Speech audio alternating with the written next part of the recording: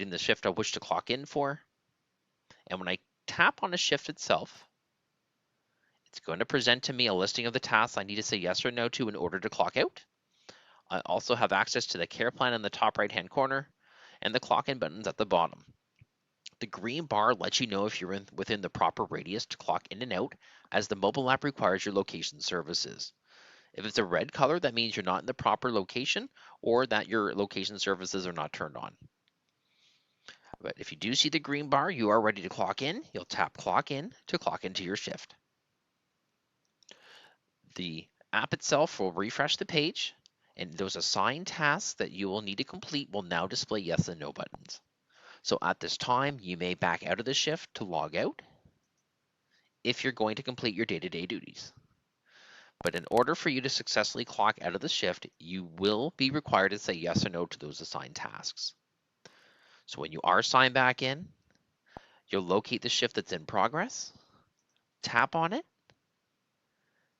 and within the clocked in shift, as mentioned, your yes and no answered tasks will be required, but I also want to point out in the top right-hand corner, there may be a calendar, or excuse me, a camera icon that will allow you to take a photo.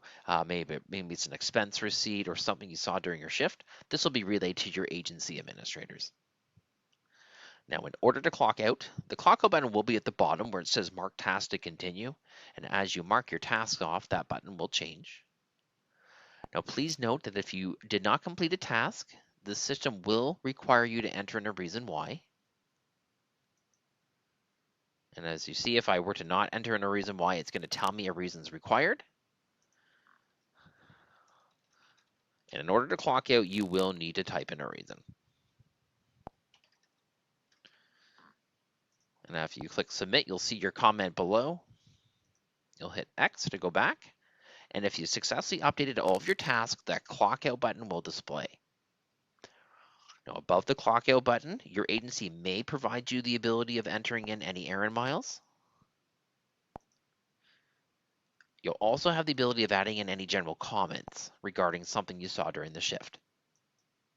Now, if you don't add them in here, you may do so as you're clocking out, because when you're clocking out of the shift and clicking clock out, your shift is not clocked out yet. You now need to verify the information that you've already entered in.